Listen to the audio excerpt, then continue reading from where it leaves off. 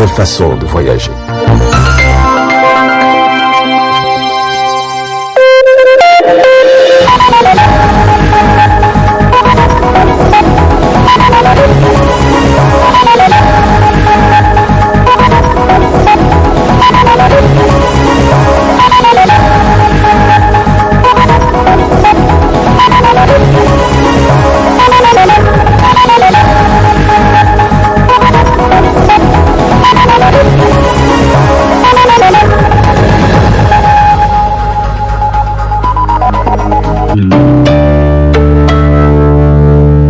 Bienvenue à toutes et à tous sur Découvrir l'IMAG. Dans ce nouveau numéro de notre série académique, je vous parlerai des cours du...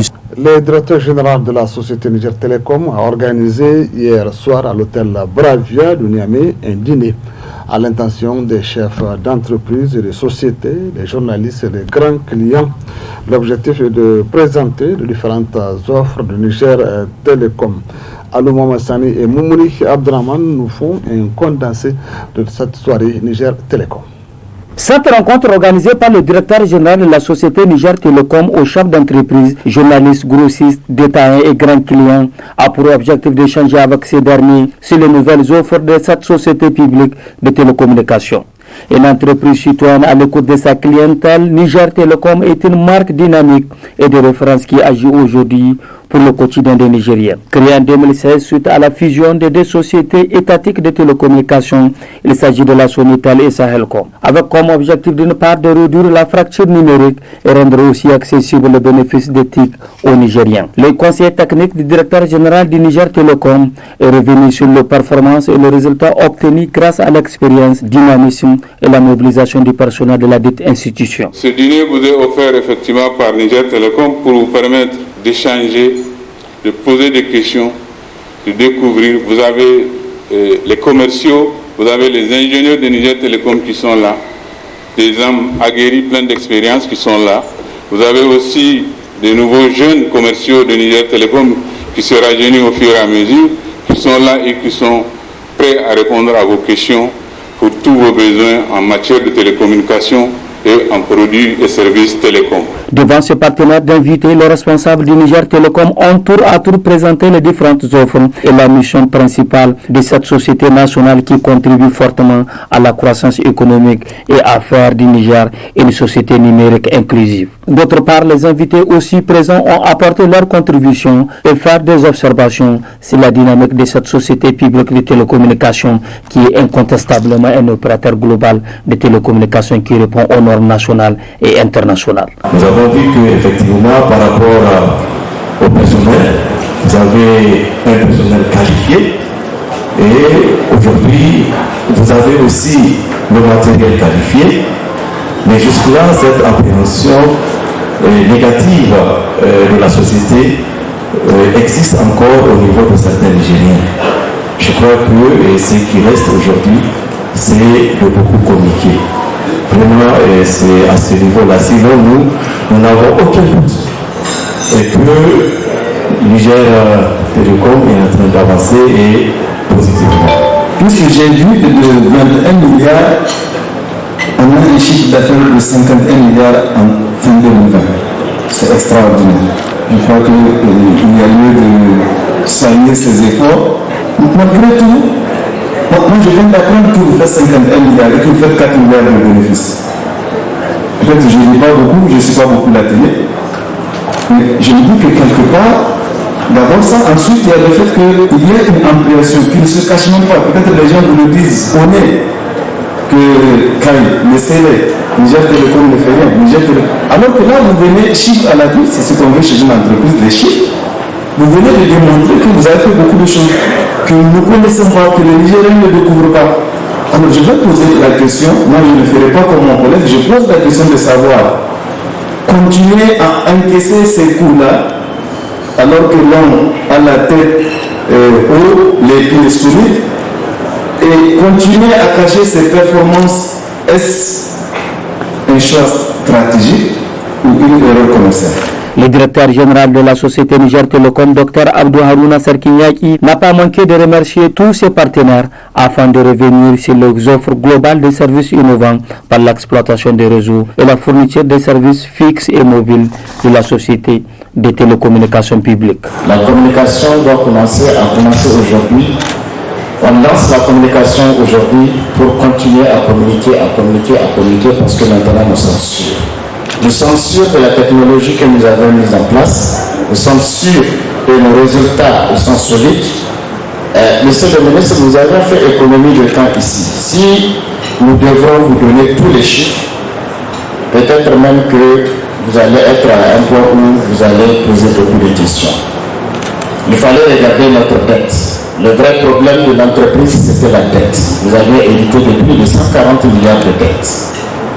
Aujourd'hui, avec plaisir, je vous dis qu'on a payé beaucoup de dettes. Je ne vais pas rentrer trop dans les détails, mais je vous donne juste, comme j'ai les membres du gouvernement en face, nos dettes fiscales, nos dettes et nos paiements fiscaux. On a payé en 4 ans plus de 90 milliards de francs CFA. Nous avions payé plus de 22 milliards de dettes fournisseurs nationaux et internationaux. Nous avions payé plus de 11 milliards de frais de financement et de frais bancaires. Et aujourd'hui, au début, je me rappelle quand nous avions lancé l'entreprise, pour rencontrer un DG de la banque de la place, c'était difficile. Aujourd'hui, nous sommes sollicités. Notre réseau, nous le reconnaissons, il est saturé à Niamey, mais nous avons décidé de prendre la douleur des critiques et de l'investir en mobile qu'avec la 4G sur Niamey. Nous allons revenir en force avec une licence et une densification du réseau au niveau de Niamey avec la 4G. Et c'est en ce moment que nous pouvons prendre le devant. Nous avons des projets, ils sont au niveau des validations. Si l'un des projets même a été validé, qui va nous permettre d'installer plus de 600 sites au Niger, même sur ce segment-là, nous pouvons être leaders et nous allons être leaders dans sa globalité au Niger. Nous communiquons moins parce que nous voulons d'abord travailler pour dire voilà ce que nous avons fait.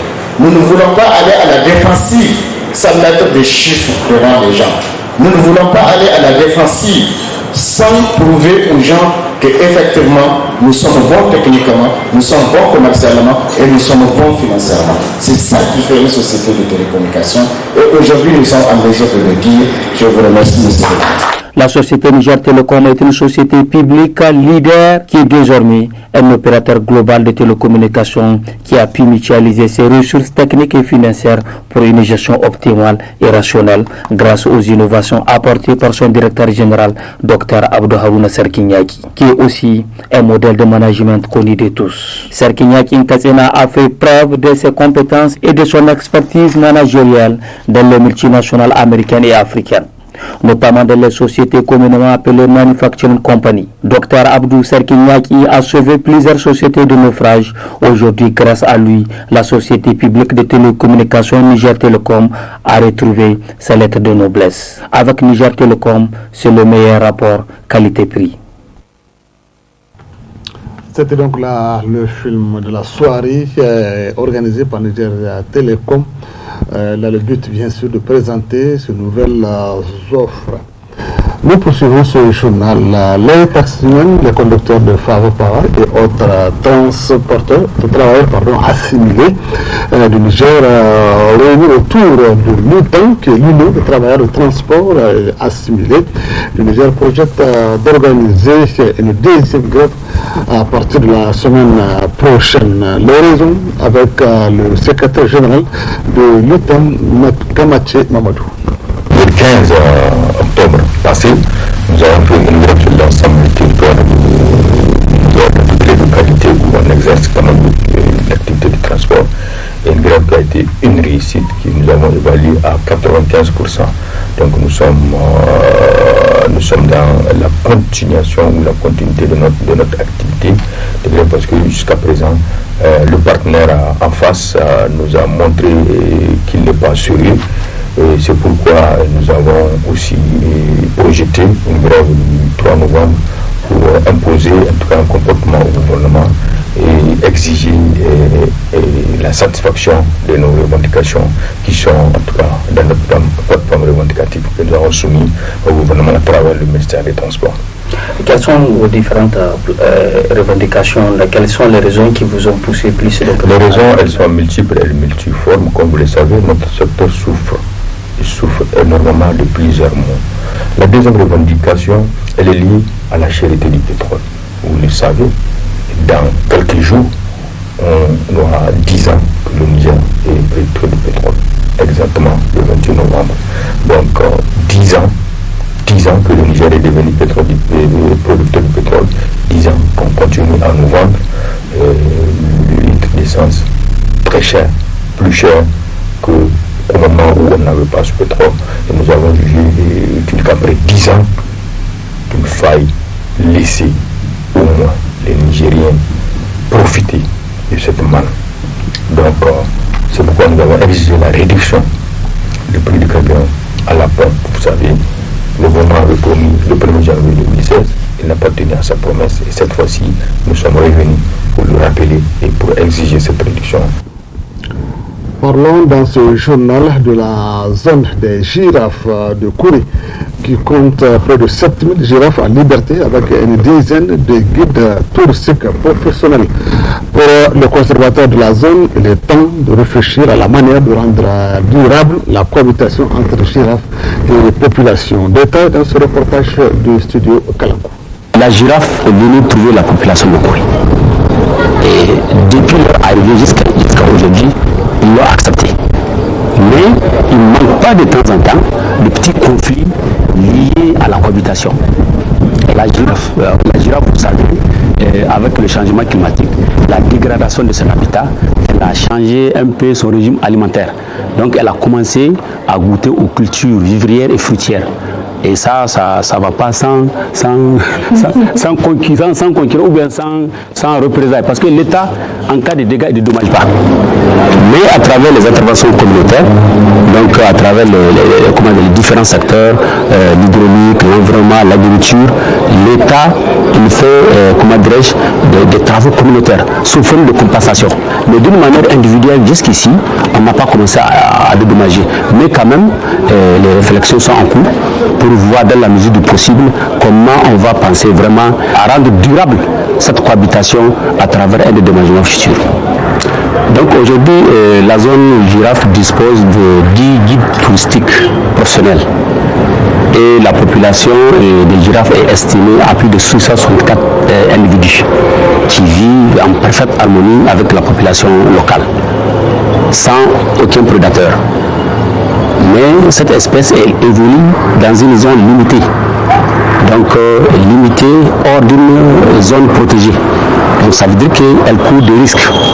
C'est ça qui a poussé le gouvernement, dans le cadre de la stratégie de la conservation de la girafe, à transloquer une partie, 8 individus, dans la région de Maradi au niveau de la réserve de Gerbéji pour les sécuriser, et ça pour éviter les catastrophes de type naturel ou bien climatique et sanitaire. Les girafes transloquées, selon les échos, elles se portent très bien.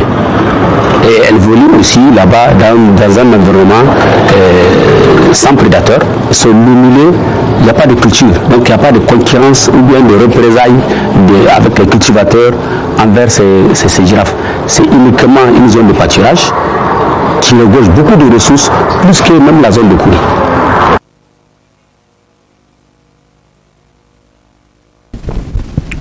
Un mot de politique avant la revue de presse pour parler de la poursuite de la tournée de proximité avec les militants de son parti. En effet, le président du parti nigérien pour la démocratie et les socialistes, Bazoum Mohamed, était dans le département de Tanout, notamment à Gangara et Balbich. Les images.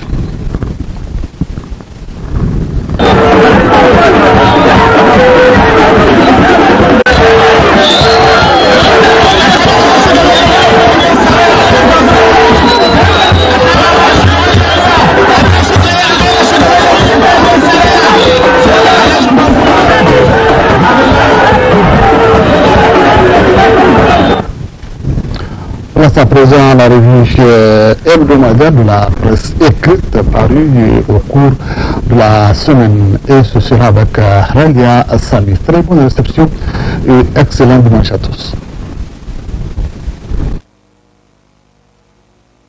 Le contrôle du parti moderne Faloumana, l'horizon, s'obscurcit à la veille des élections. Écrit en gros dans ce titre, le journal L'Indépendant. On chasse le naturel et le revient au galop. Croyant faire partie du passé, le président par intérim du Modène reste et demeure dans la course pour le contrôle du parti, écrit le journal. Le rebondissement de cette crise fait naturellement dire que l'horizon s'obscurcit pour le parti à la veille des élections. Cette situation à rebondissement que vit désormais le Modène Faloumana rappelle selon le journal des mauvais souvenirs aux militants, partisans et sympathisants du CDS Rama, version Maman Ousmane Abdoulabo, dont l'endurance dans la bataille judiciaire a finalement congédié les chances électorales du parti. La particularité de la crise au sein du Modène, c'est qu'elle persiste à la veille des élections générales. Du coup, le journal écrit que l'incertitude est grandissante quant au sort que ces acteurs risquent de réserver à leurs militants et leurs potentiels candidats aux différents scrutins. Voilà à quoi ressemble la crise au sein du Modène Faloumana suite au renouvellement des instances du parti. Après la décision de justice qui interdisait à Noma Oumarou de parler au nom du parti, l'espoir était grand du côté des cadres du dit parti, proches ou fidèles à Hama Amadou. Ces derniers ont très vite trouvé le boulevard pour engager le parti dans les préparatifs des élections locales, législatives et présidentielles à venir. Mais sans compter sur la ténacité de Nouma à faire valoir le droit que nous confèrent les textes du parti. Écrit toujours le journal. En politique, toujours, le journal Le Temps s'est intéressé à la réunion de la section Nestlé Nassara de Tawa pour les préparatifs des prochaines élections locales et générales. Il titre ainsi en gros, la section fait le serment que l'ADER soit le vin de la victoire du MNST Nassara. Le samedi 24 octobre 2020, le président de la section du Mouvement National pour la Société du Développement MNST Nassara de Tawa, Elhadji Amadou Haya, comme à son habitude, a convoqué selon le journal la réunion ordinaire de la section pour faire le point de la situation du parti et des dépôts des candidatures pour les élections régionales, départementales et municipales, puis des élections législatives dans la région de l'Ader. Ainsi, à l'entente de cette rencontre tenue dans la préfecture de Birninkoni, le président a demandé au secrétaire général de la section, Dr Ilyassou Idi Menassara, de faire l'appel nominal pour voir d'abord les participants à la réunion. Ainsi, sur 44 sous-sections, 43 sous-sections communales des 44 communes de la région de Tawa sont présentes, dont une absente, la commune de Tassara. En plus, 12 sur 13 coordinateurs sont présents, dont un seul absent, le coordinateur de Tassara, et 12 sur 13 SIG départementaux étaient présents, dont un absent, celui de Tassara. À cet effet, le président a ouvert la réunion. Force est, selon le journal, de reconnaître que depuis sa mise en place, la section régionale MNSD Nassara de Tawa a toujours convoqué ses réunions ordinaires sous la présidence de Elhadji Amadou Haya. Lors de cette rencontre, le journal nous apprend que le président de la section a sonné lors de la mobilisation de toutes les structures du parti, en l'occurrence les jeunes, les femmes et les cadres du Grand Baobab, conformément à la directive du bureau politique national et le président du parti Elhadji Seini Oumarou. Plus loin dans ses colonnes, le journal Le Temps rapporte l'installation du Conseil national de l'ordre des pharmaciens, Dr Aliou Amadou Maïga, élu premier président du CENOP. Le jeudi 22 octobre 2020, le premier ministre et chef de gouvernement, M. Birgit Rafini, a installé le premier bureau du Conseil national de l'ordre des pharmaciens. Lors de cette cérémonie, le CENOP, en tant que structure morale, s'est engagé à accompagner le gouvernement dans ses efforts pour l'amélioration de la qualité du soin et dans son combat contre les faux médicaments. Au cours de cette cérémonie pleine de symboles, le journal nous rapporte que les 7 membres du bureau issus de l'Assemblée générale élective du 21 octobre pour un mandat de 3 ans ont été aussi présentés au Premier ministre avec comme président le docteur Aliou Amadou Maïga. À cette occasion, le Premier ministre a exprimé une pensée pensée toute particulière à l'endroit du doyen des pharmaciens, en l'occurrence Maïdanda Seydou Jarmakoy, actuel sultan de Dosso, avant de féliciter le nouveau bureau de Conseil national de l'ordre des pharmaciens. Un bureau auquel nous faisons entièrement confiance et j'ai constaté avec bonheur qu'il a respecté le genre, a déclaré le chef du gouvernement, M. Birgit Rafini, a aussi exprimé les hautes appréciations du président de la République, chef de l'État, El Hadji Issoufou Mahamadou, ainsi que celle du gouvernement au personnel de santé pour son abnégation et son engagement à toute épreuve dans la prise en charge des patients, notamment ceux de la pandémie à Covid-19. J'ai été témoin des énormes sacrifices que le personnel de santé a consenti et continue à consentir pour apporter les soins aux malades.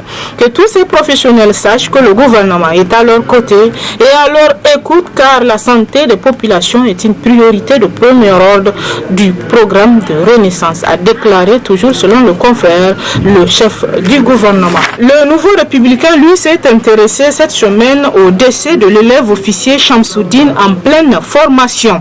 La justice se prononce, écrit en gros dans ses titres le journal. Selon des informations venant d'une source, les personnes arrêtées dans l'affaire de l'assassinat de l'élève officier Chombiano Talata Shamsuddin seraient acquittées au bénéfice du doute, nous apprend le confrère, pour qui il est important de rappeler que cette affaire avait fait du bruit dans la capitale et un peu partout au Niger. En effet, selon le confrère, l'on aurait appris que c'est au cours même d'une formation militaire que fut tué ce dernier. Selon certaines sources, nous apprenons que ce dernier est mort suite au manœuvrage dont font coutumièrement l'objet les élèves militaires au cours de leur formation. Tous savons qu'il faut être un coriace pour prétendre porter la tenue militaire au Niger, car c'est une épreuve très dure. L'on peut voir dans certaines vidéos diffusées indiscrètement la réalité du terrain, même si cela ne représente que la partie visible de l'iceberg. Notons toujours, selon le confrère à propos, selon la même source, que le 7 décembre 2018, c'est un corps sans vie de Talata Shamsuddin qui fut présenté aux agents de santé de l'hôpital général de référence de Niamey. Ce, au vu des services corporels insupportables, apprend-on, chose qui a conduit l'affaire entre les mains du juge. Juste après, nombreuses sont les personnes qui se sont mises à tergiverser à propos de la mort du jeune élève officier. Et aujourd'hui encore, le journal écrit qu'au vu de la décision rendue par la justice à l'endroit des présumés coupables, les Nigériens dans l'ensemble continuent à douter du réel motif de sa mort. Que son âme repose en paix. Amen. Parlons à présent éducation. Pour finir, le journal L'éclosion rapporte la crise USN. Les sections universitaires convoquent un autre congrès à Zender. Nous apprend dans ses titres le journal. Après l'escalade de Bermou, la crise s'installe définitivement dans le règne scolaire nigérien. Le nouveau comité directeur mis en place par le secrétaire général sortant, Idel Argapit, tente de se faire accepter par les structures des scolaires. Pour l'instant, celui-ci n'a obtenu que le soutien des sections de Maradi. Nous apprenons toujours le confrère. De l'autre côté, la majorité contestatrice ne compte pas lâcher la bataille. Plutôt que d'aller en justice, la partie contestatrice veut opposer le rapport des forces en brandissant sa prétention de légitimité. Dans la déclaration conjointe rendue publique par les sections universitaires le 10 octobre à Zender, celles-ci ont annoncé la convocation d'un nouveau congrès pour rétablir, disent-elles, la légitimité et permettre à l'organisation de retrouver ses lettres de noblesse. Et c'est l'essentiel de l'actualité à travers les journaux cette semaine. Très bonne lecture et à la semaine prochaine, Inch'Allah.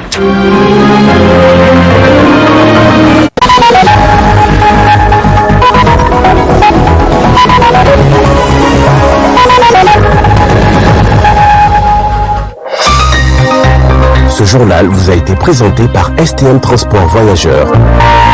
Une nouvelle façon de voyager.